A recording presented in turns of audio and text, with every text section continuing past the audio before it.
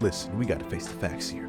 When it comes to the sacred practice of gaming itself, the majority of people behind the sticks just don't give a shit about anything past what they see on the screen and how they feel in that current moment, let alone anything pertaining to how a game has been made behind the scenes. Like, you'll probably be more worried about the wandering white's weird attack patterns in Wukong long before you start thinking about how many polygons are in the render model of his big ass dome piece. That's just life. And to be real, as much as I wish I could change it, people genuinely, I feel at least, will never take game developers and, work them high video games completely seriously and with utmost respect on a global casual fan scale, especially compared to people who work behind other mediums like some of the best movies out there. And I don't know why that is, maybe it's because more people associate just pure fun and, the kids with the hobby.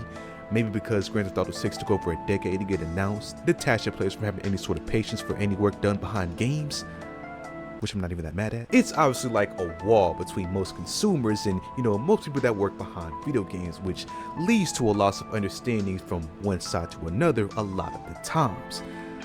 But on top of all that craziness, going on between these two sides, imagine also having to deal with damn near friendly fire of serious misunderstandings on your side of the wall, which, in theory, people like yourself should have more of an understanding on how things work.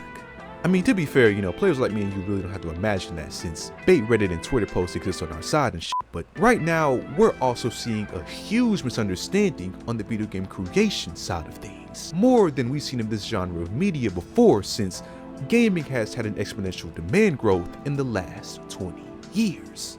And one of those things that we've seen time and time again is employees behind the industry making moves to get their voices heard and jobs protected, since we're unfortunately in a time where creative direction in games is heavily influenced by that real life Robux within a lot of AAA titles. So the regard for the actual, creative people is at an all-time low.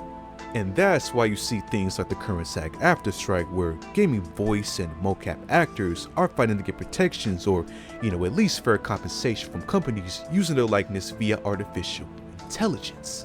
So it's a very real problem with very real people risking their lives to fight against this right now. And, while you got some of the industry on that side showing support for their home team, you always just got one devious shepherd type motherfucker in the corner just hating. And that unfortunately has to be Christoph Hartmann playing that role this time around, who is the current boss over at Amazon Game Studio.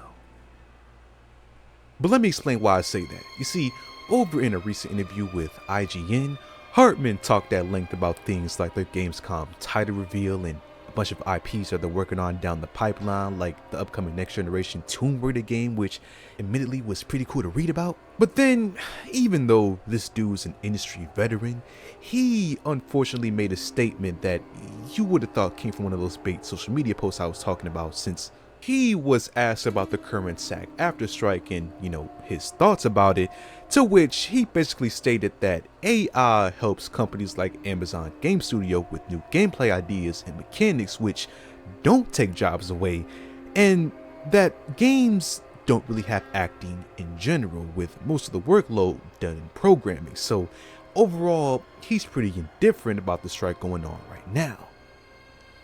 Okay, now there's a lot to unpack in that wild ass statement from 2K Games co-founder, but for the sake of, playing fair, I gotta meet the dude halfway and say that a lot of developers have gone on to explain how AI has helped them to do things that would have otherwise taken hours of programming to do, and the general consensus among the industry is that people will continue to use AI as a tool for helping instead of replacing, which is dope as hell to see.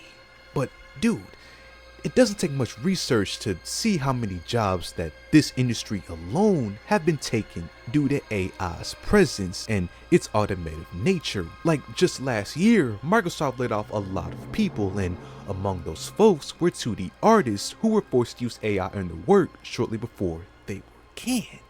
So AI definitely has its positive uses, undoubtedly, but in the process of finding these uses, it makes a lot of companies find more of the human input less useful in the sake of cutting some cost measures, which then leads to more job loss. And then with Hartmann's second statement, Like, I don't think you need some random black dude in the dark at 3 a.m. in the cover of this swamp-ass gaming shirt to tell you that saying that not many actors in the gaming industry is a bad argument against SAG-AFTRA.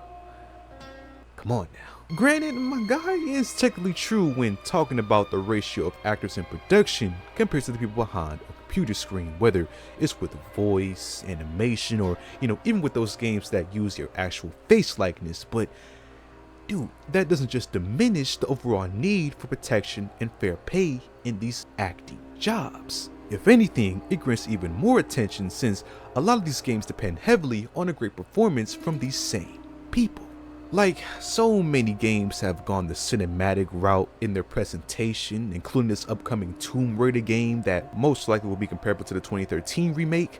So to have people like Hartman, who is such a high and pivotal figure for some of these games himself, talk that loosely about the people who make these games like that even possible, shows how far the gaming industry is estranged from their employees.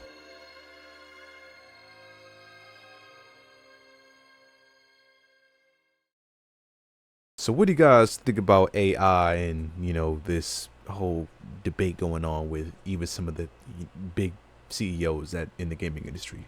Feel free to comment down below. As if you love the video, subscribe if you're not already, and I'll see you on the next one.